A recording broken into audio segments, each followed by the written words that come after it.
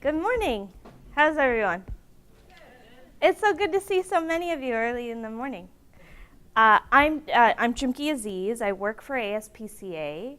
I work for a team called NITSE. We call ourselves NITSE, which probably doesn't make too much sense because it's not a very self-explanatory title. So very briefly, what we do is we do shelter outreach and granting in 7 states that border Canada, but on the other side. So we do Alaska, and then we do Washington to Wisconsin.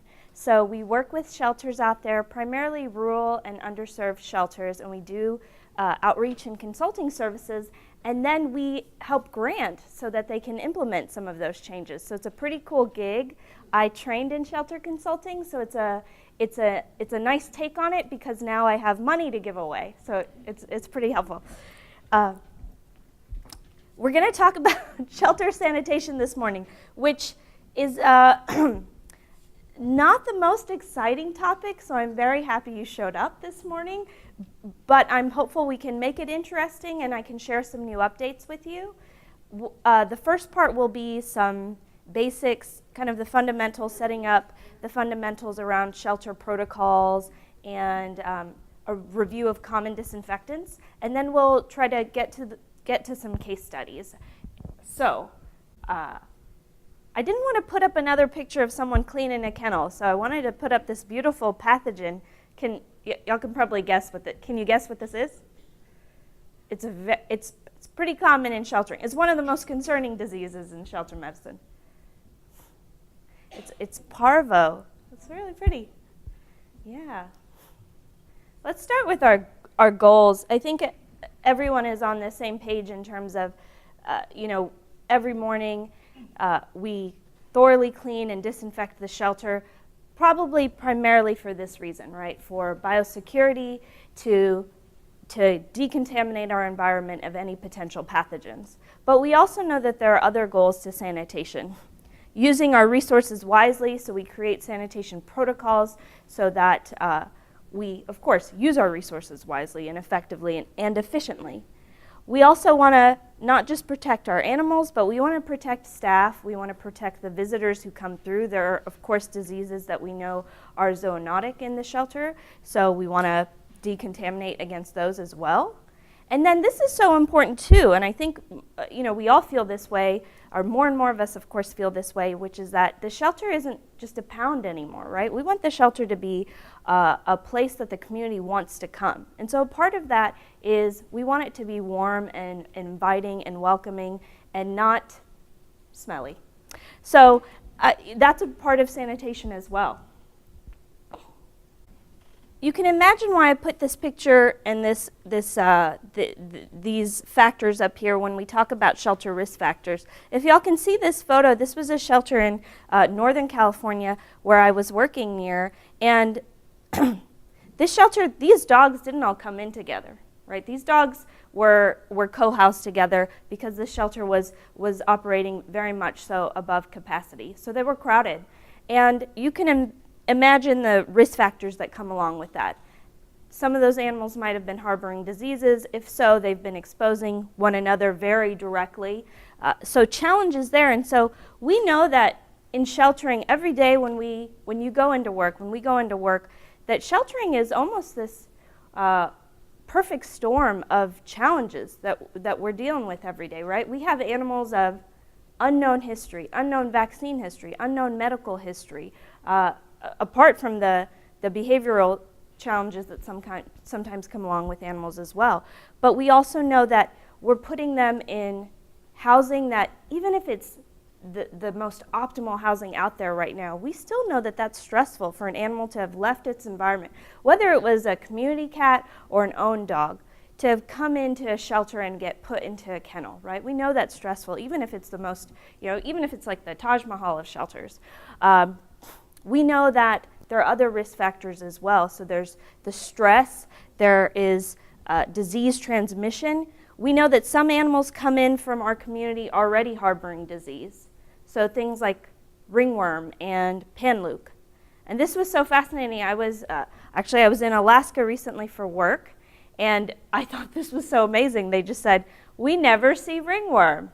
I was like, well, that's pretty amazing. Most places also don't see parvo, actually. And then they told me that this is one of the first years they've ever had to use flea and tick preventative because it's getting warm enough. But before this, many of the shelters in Alaska just have never worried about that. So that was pretty amazing.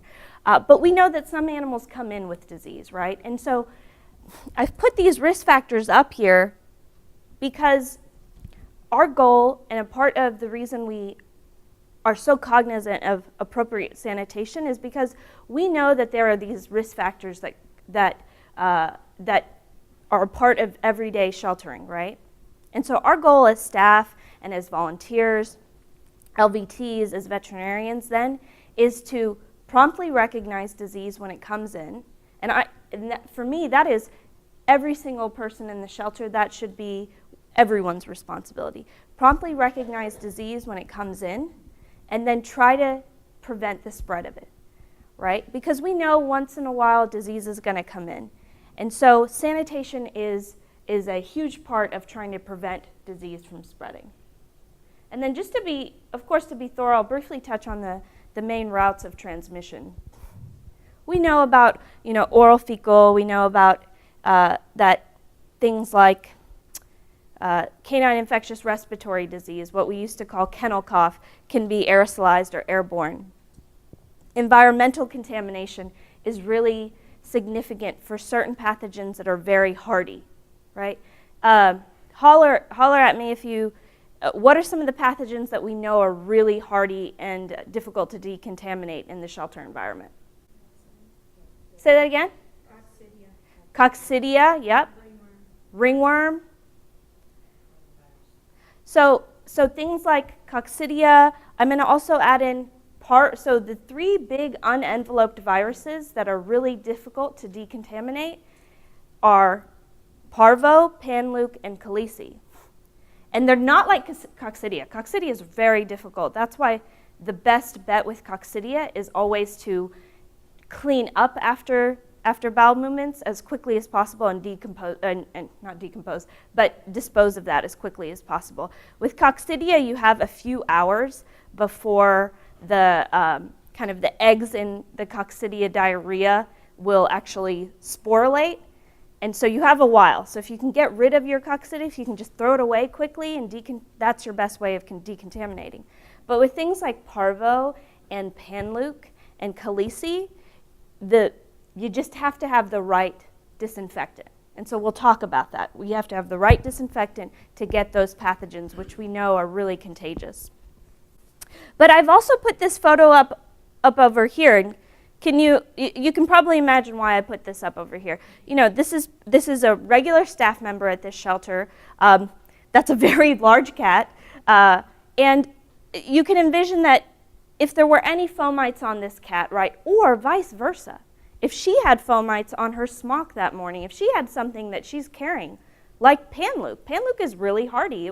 It can stay on your clothes for a while, then she might be transferring something or vice versa. And so we know that in the shelter, fomite transmission is a significant issue, and we know that staff, it's us, who are actually the biggest culprits. So important that when we think of, I do include this when I create sanitation protocols, I also think of ensuring I talk about fomite transmission and preventing fomite transmission. So we'll talk a little bit about that as well.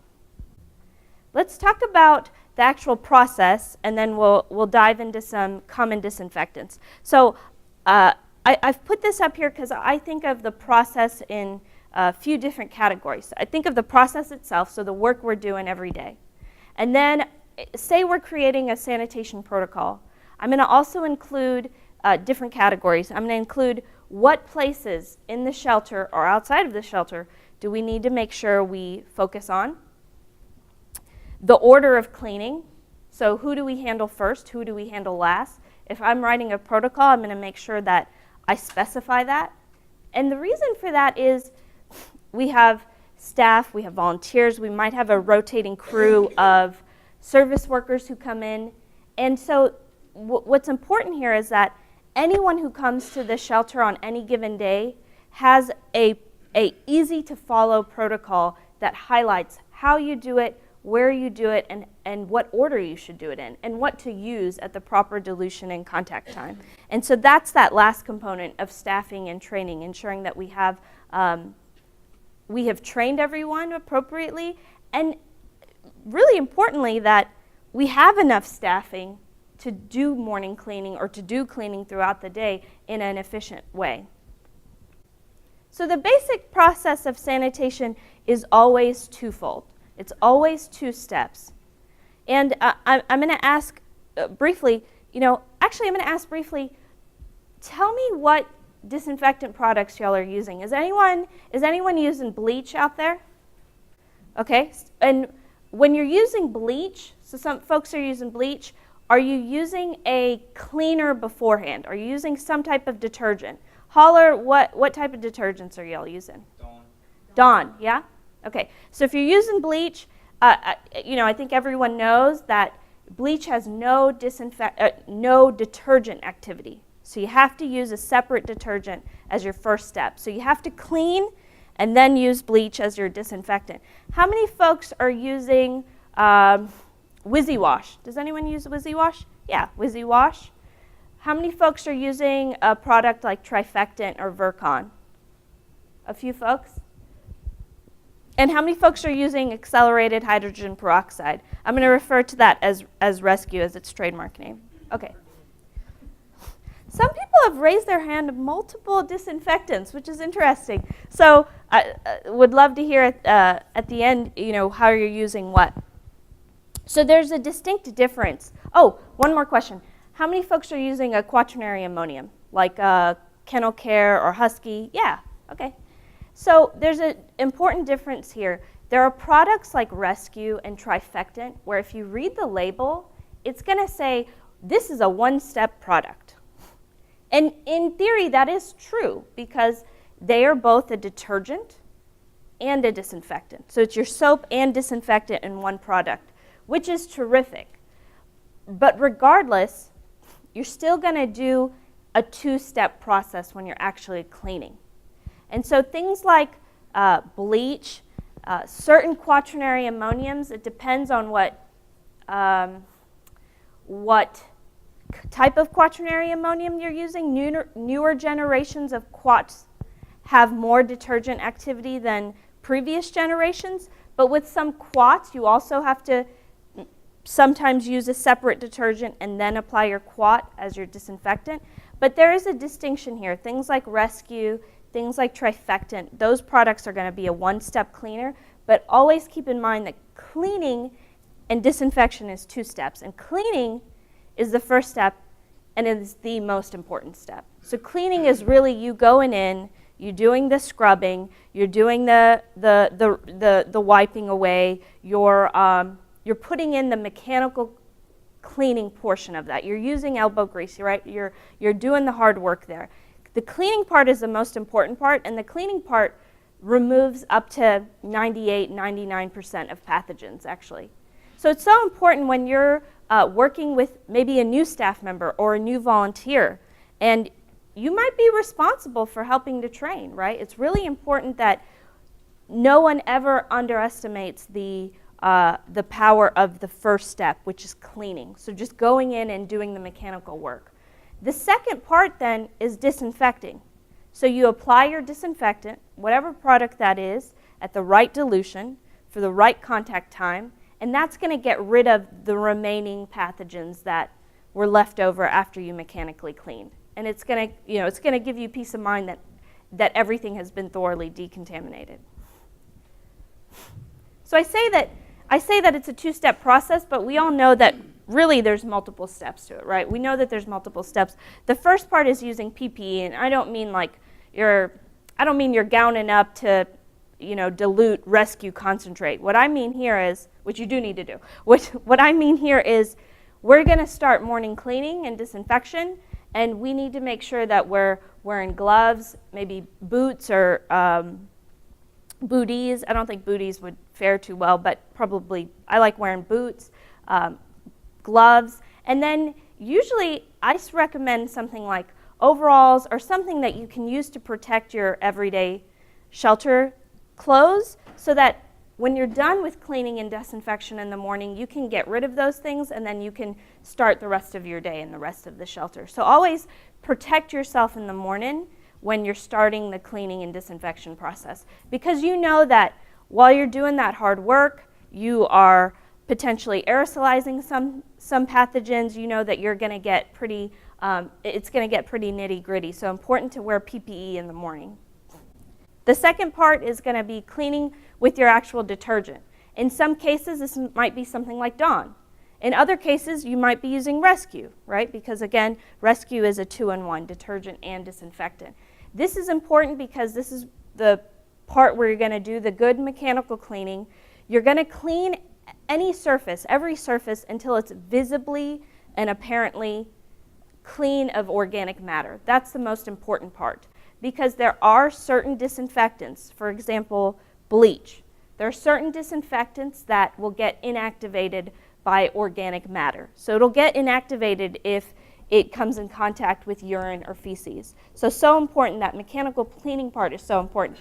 I'll comment too here that after you do that cleaning portion, especially with products like bleach, Wysiwash, it's really important that you rinse, because soaps can actually inactivate things like bleach and Wysiwash as well. So that rinsing portion is important as well. Disinfecting comes next. We talked about that. Appropriate dilution, appropriate contact time, depending on what you need to inactivate and what products you have. And then we again do a thorough rinsing, and then really important to do a thorough drying, and I'll touch base on this for a second. How many folks with Rescue actually rinse after using Rescue? So yeah, some folks might rinse, some might not. And the thing is, on Rescue's label, it says you don't have to rinse. How many people have read Rescue's label? So it says you don't have to rinse. Technically, the only time it says you need to rinse is if you're cleaning dishes, if you're cleaning something that an animal's going to eat or drink out of. But otherwise, on Rescue's label itself, it says you don't have to rinse. But I will relay this. We always recommend that you rinse after using any disinfectant. And the reason is, yes, Rescue, things like Rescue, it breaks up into basically, it's just accelerated hydrogen peroxide. So it breaks up into oxygen and hydrogen. That's not toxic in any way, but still, just for extra peace of mind, you want to rinse away to make sure that there's no disinfectant that an animal comes in contact with when you return it to its kennel or cage. But two, and this is important particularly with Rescue, but some other products as well, is that whatever disinfectant you're using, if you don't rinse it away, over time, small degrees of residual residue will build up, and it'll build up on your surfaces or your cages. So it's important to rinse away. Even though technically with certain products that aren't toxic, you don't need to.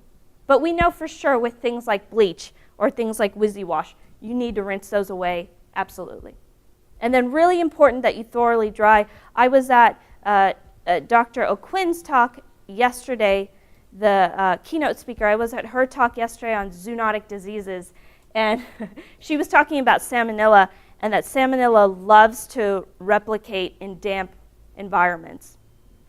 Other scary pathogens like strep zoo, I hope no one has ever had to deal with streptococcus zoo, but that's a pathogen too that loves to replicate and grow in damp, moist environments. Same with things like parvo and panleuk. So important that the crevices and the corners, everything gets thoroughly dried before you return an animal to a cage or a kennel.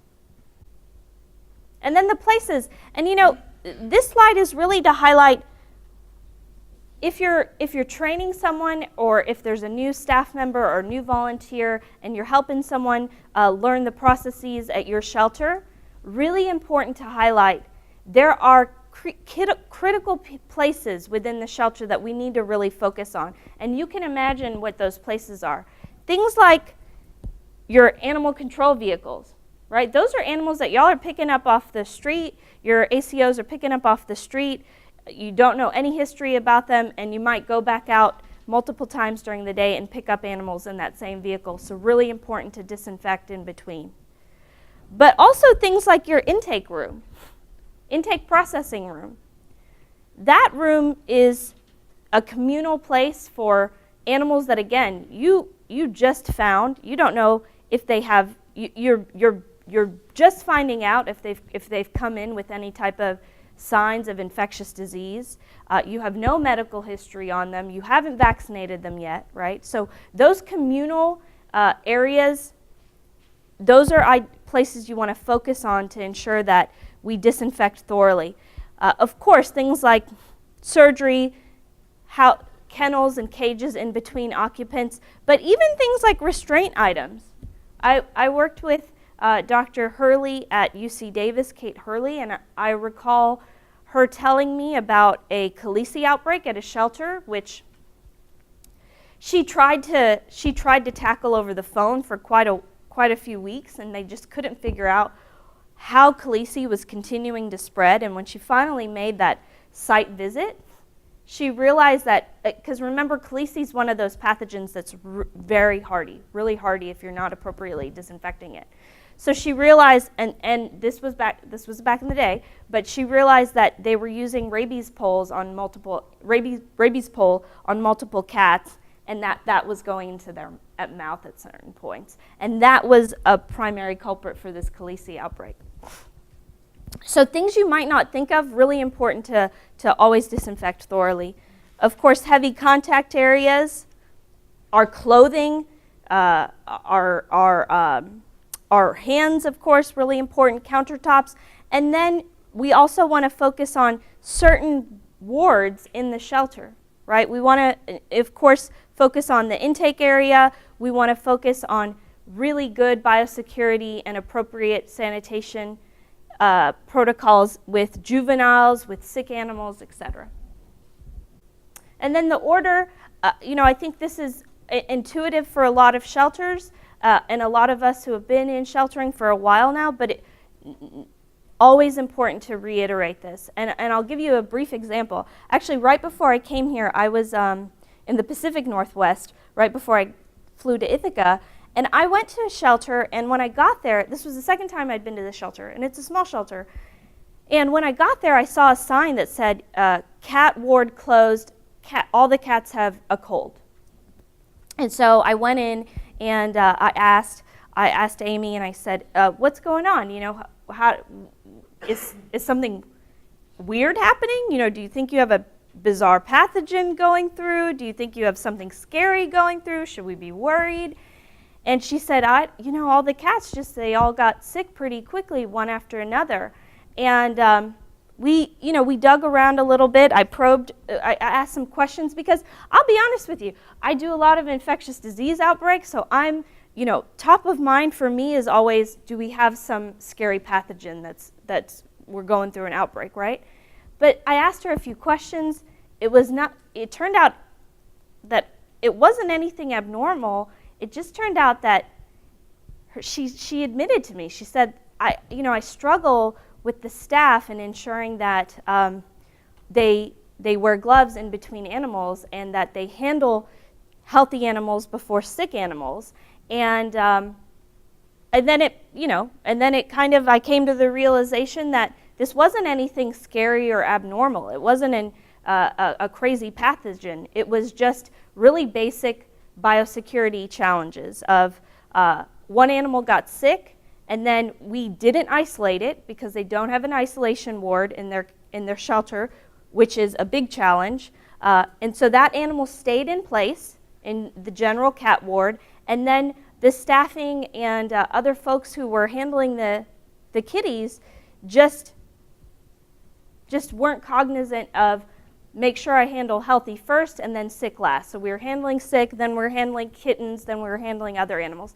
And when she told me this, it made sense. But then I realized that I said, Amy, we have to set our staff and volunteers, everyone in the shelter, up for success. So do you have gloves in the room? Do you have somewhere you can even create a makeshift isolation? Can we put the cats that get URI into some place that's appropriate? Do you have hand sanitizer in here? So this wasn't a crazy outbreak. It was just some basic biosecurity that we needed to set everyone up for success. So she said, you're right. Let's get I'll get some hand sanitizers, I need to do gloves, but also more importantly, we do have a rotating crew of people who come through and clean, and I realize that I need to be on top of explaining to them every time, because we at the shelter might know the importance of handling healthy before sick, but if you have a rotating group of, say, service workers who come through, you have to remember to explain that to them every single time, right? How many folks in your shelters have maybe service workers or other people who come through and rotate through every few weeks? Yeah, and tell me a little bit, how do you do training with them when you have new folks every few weeks? Constantly. That's tricky, you know, for some shelters I've helped them create like a little video so that they can put a video on a laptop or a computer, and that they don't have to, of course, if staff or volunteers can support them, that's great, but they can ask the service workers to watch the video. Any other comments or feedback there? Because that's a challenge, and a lot of shelters deal with that. Let's dive into, for a few minutes, the Ideal Disinfectant. And I've put this up here, it's more of a kind of a thought process to work through, and you can kind of think of the product you're using at your shelter right now. How do you think it measures up in terms of the Ideal Disinfectant? Because this is really what we're, at the end of the day, this is what we, I think what we all want and what we're all looking for. We're looking for something that's efficient, so short contact time. It's not going to be corrosive to our stainless steel kennels or other types of cages. It's going to be not toxic to the animals.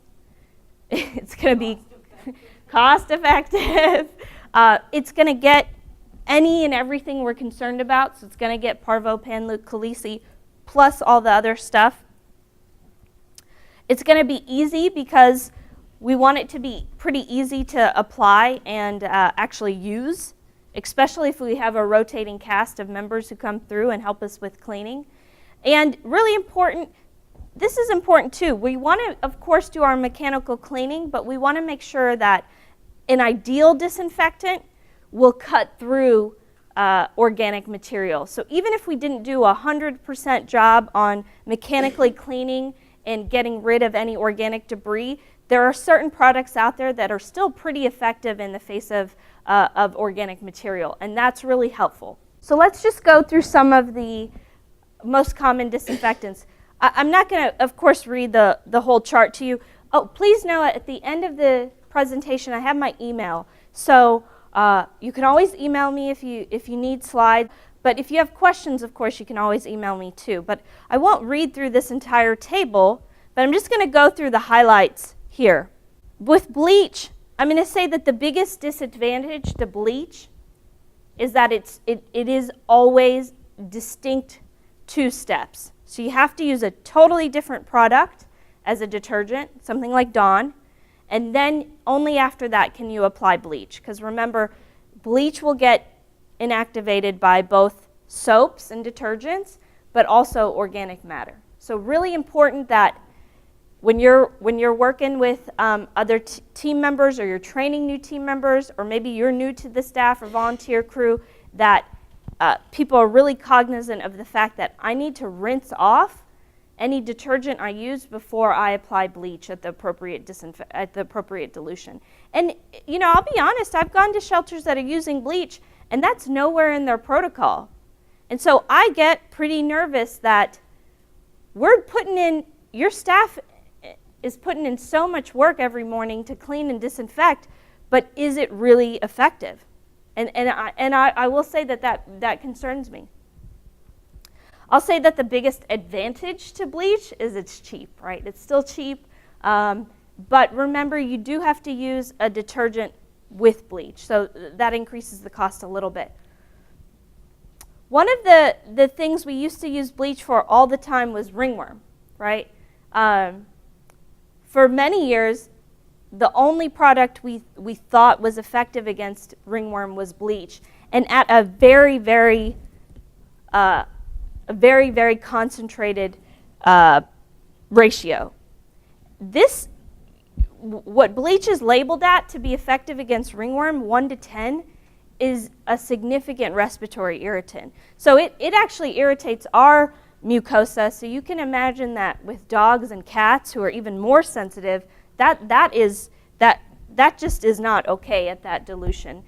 So the good news is one of the case studies we go through today will actually talk about updates for ringworm disinfection. Because nowadays we try to stay away from bleach because that dilution is just too strong for animals to have to be exposed to. And now we know that there are other products that are effective. Some of the other things here is that, of course, it requires rinsing. I think if y'all are using bleach, you might have recognized this, that it's corrosive to some of our metals, so challenges there. I'll go over Wysiwash here, because a few folks mentioned they're using Wysiwash. So Wysiwash is a bleach derivative. I won't, again, of course, labor over this chart, but I will mention an interesting update here, that independent studies have shown that it is not effective against ringworm. And this was pretty surprising to us because it's a bleach derivative. And bleach works against ringworm, so why wouldn't Wysiwash? And it's not exactly known why. There's theory that Wysiwash was initially developed to kill algae, actually, like in pools and stuff. And so it does not have, it's not effective against ringworm. So important to keep in mind if you're using Wysiwash.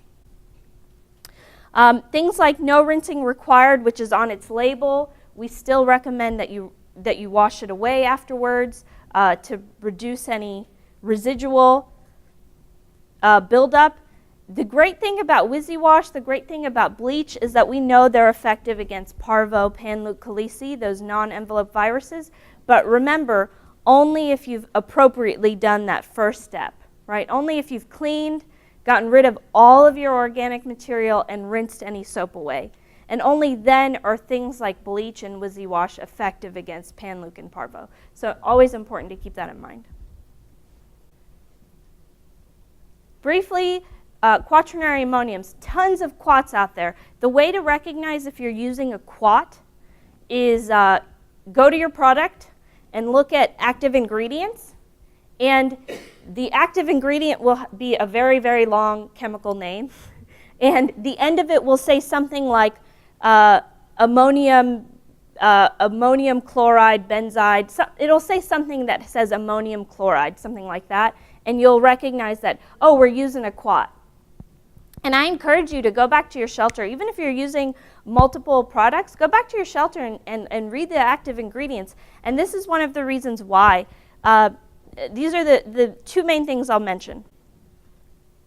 So quats on their label say that they're effective against parvo, panleuk, caleci, the non-enveloped viruses. It says that on the label. But the challenge here is that for many years there have been a variety of independent studies that have shown that quats are not effective against parvo and panleuk. So this is a challenge because I go to many shelters that still, they're using just a quat. And honestly, for most of the days, it's probably okay. But if you ever have parvo and panleuk, which most shelters invariably get parvo and panleuk, caleci sometimes too, then just know that your quat is not going to reliably inactivate those viruses. So even though the label says that, in reality it doesn't do it effectively in the shelter setting. Because always remember that labels on a product are EPA based. So it might have been effective on a Petri dish, but that doesn't mean it's effective in real life. So important there that we have good independent studies out there that have shown they're just not reliable against some of these really hardy viruses we deal with in the shelter. The other challenge here with quats is that if you don't properly dilute it, it can actually cause signs that look like caleci virus. So it can cause sores on the oral mucosa. So I will do this.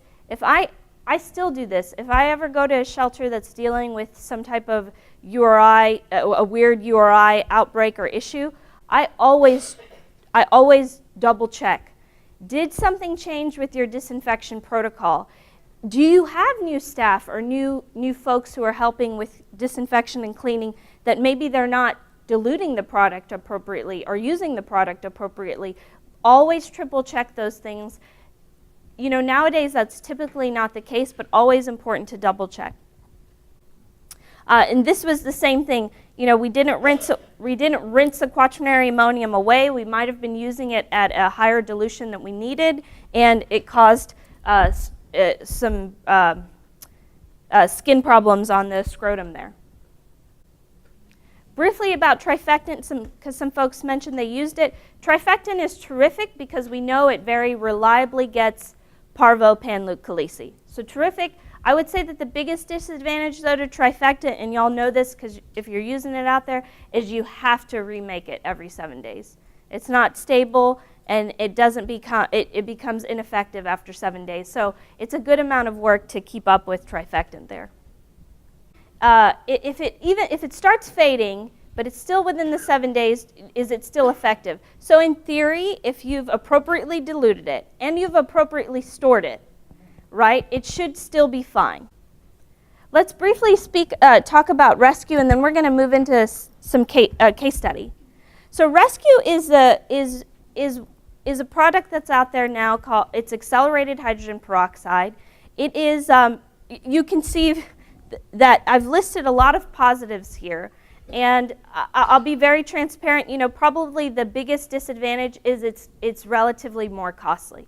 Right, and I think everyone who uses rescue has faced that issue. But I will say this: rescue is the most effective product we have out there right now in terms of giving you peace of mind at the shelter that we appropriately decontaminated everything from parvo, panluke, calisi, ringworm. It is definitely your best product. And because it's a detergent and a disinfectant in one, it gives you good peace of mind because you know that it's a detergent. It actually works pretty well in the face of organic debris. So even if we didn't do our best job at mechanically cleaning, we know that it still cuts through some of that. So it gives you really good peace of mind. And it's, I would say it's one of the easier products to use because it has a really long shelf life. It has a long shelf life. It's stable for a long time. Depending on what concentration you're using it at, it has shorter concentrations than some of the other disinfectants. And really importantly, not toxic, not corrosive. And I'll highlight this here that I said no need to rinse because this is what the label says.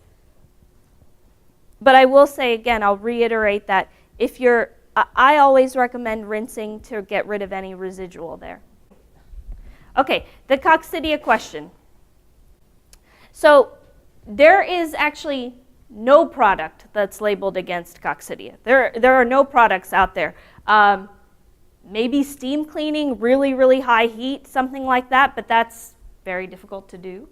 But this is the deal with coccidia is there's nothing that's labeled effective against it. So your best bet with coccidia is to get rid of any feces as quickly as possible. So I'll give you some tips here. When I have litters of kittens that have like diarrhea pouring out of their bum, right?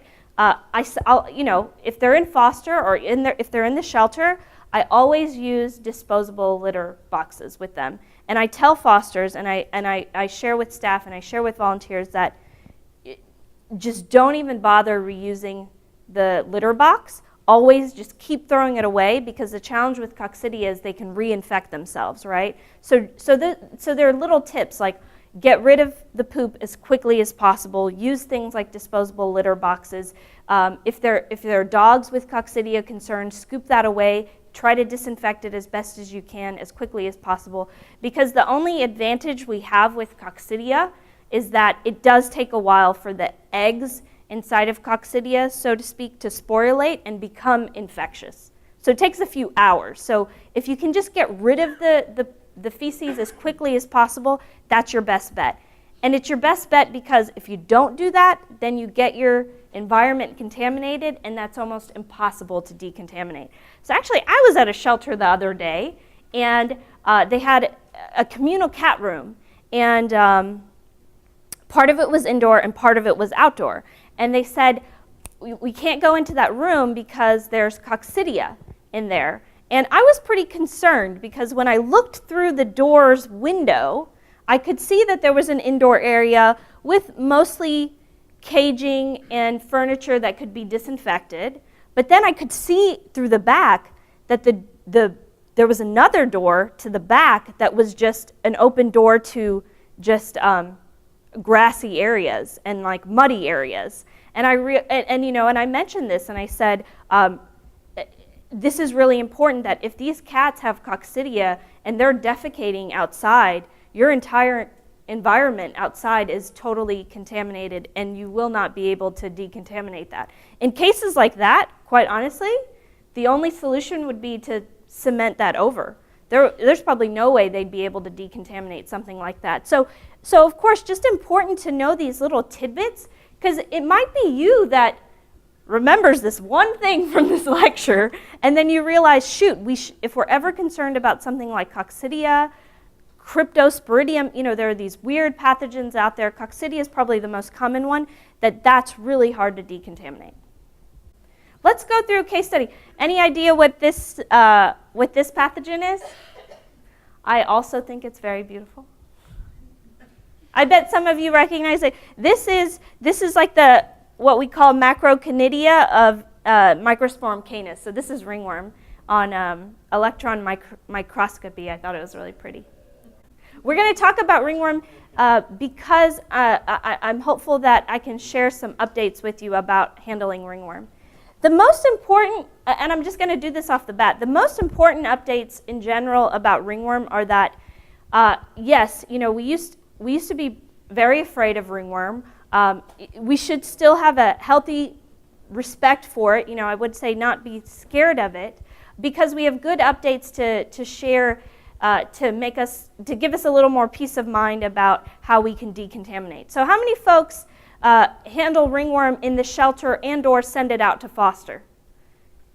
Yeah, so a good number of folks. And so I'm sure many people have dealt with this where these kittens look super cute and maybe you send them out to foster or they're in the shelter. Either situation is pertinent here, but I wanted to do a little bit of a foster scenario because some of y'all might be doing that.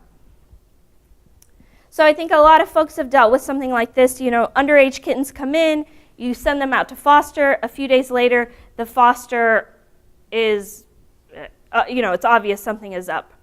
And you realize that they probably have ringworm. And in the meantime, the foster home and or the shelter has gotten contaminated. And you kind of know that you probably asked them to keep the kittens in an area that was readily disinfectable, like a bathroom, but did everyone really do that? Like, how many people do you think actually do that when you send a litter home, right? Okay. Yeah. The important part, though, is that you still always explain the importance of that, and I always do this. When I send out concerning, litters to any foster home, I always give them a handout about just how to make sure we keep them safe and keep you and your family safe.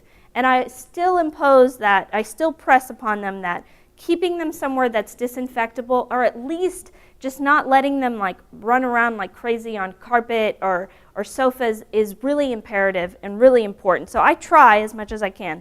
But we'll talk a little bit about that. So everyone's seen some of these classic lesions. Don't do what this person here is doing without gloves. You should always wear gloves. But it was a good photo, and I couldn't pass up on it. What are our challenges, right? We have a contaminated foster home, a shelter. We have to figure out how to decontaminate hard surfaces and laundry. In some cases, if the cats have been running around, you might have to decontaminate carpet, right, and soft surfaces. And the general rule of thumb there is that if you can't put it in a washing machine, then you either need to toss it, or I'll give you, if you want some tips on how to decontaminate carpet, I can briefly talk about that. I didn't include slides here, but I'll do it real quickly. The big update on carpet is that you can disinfect against ringworm. And if you know that you sent a litter to a family and it broke with ringworm, and you want to continue using that family or that home as a foster home, then you have to make sure that they decontaminate thoroughly. And this is important. There's no like time, it's not like give it 2 weeks or give it a month and we'll give you new kittens. That's not the deal there. The deal there is that you have to be confident that they decontaminated. And so you got to be confident that they decontaminated hard surfaces, they did all the laundry. If there were things that they couldn't put in the washing machine, they threw them away. And if you're really concerned that they ran all over the house, then they've decontaminated their carpet and their sofas as well. And the brief update there is that you can go rent one of those cleaners, like a steam cleaner or one of those carpet rug cleaners from the grocery store. Does anyone ever do that? I don't know. We used to do that when I was a kid. Okay, you can. And the trick there is you do it 2 times over, and that gets the most amount of ringworm spores out of your soft surfaces. If you're really concerned that there's heavy contamination, then you would actually use something like Rescue, accelerated hydrogen peroxide, on the carpet or on those materials, and then do your twice over carpet cleaning or steam cleaning.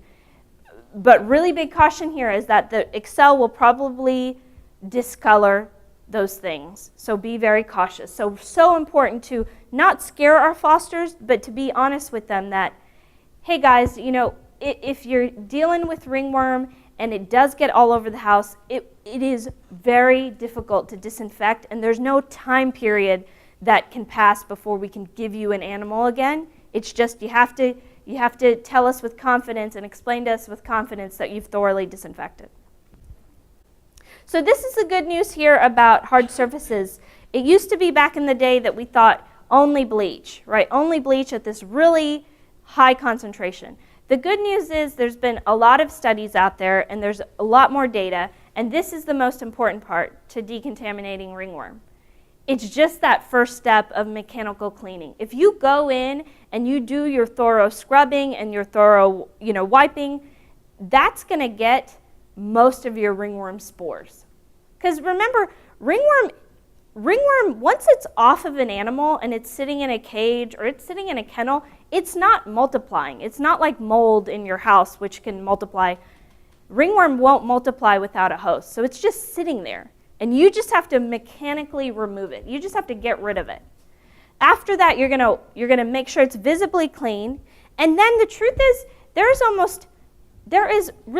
most disinfectants are effective against it. If you go to a grocery store and you pick up a disinfectant from the cleaning aisle, this is what you would look for. You'd look for a product that says it's antifungal against this type of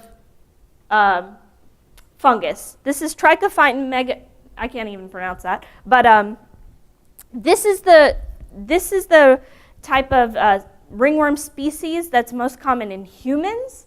So often these products that are labeled out there, if they're labeled against this fungus, then you know it'll get ringworm as well from your kittens and dogs.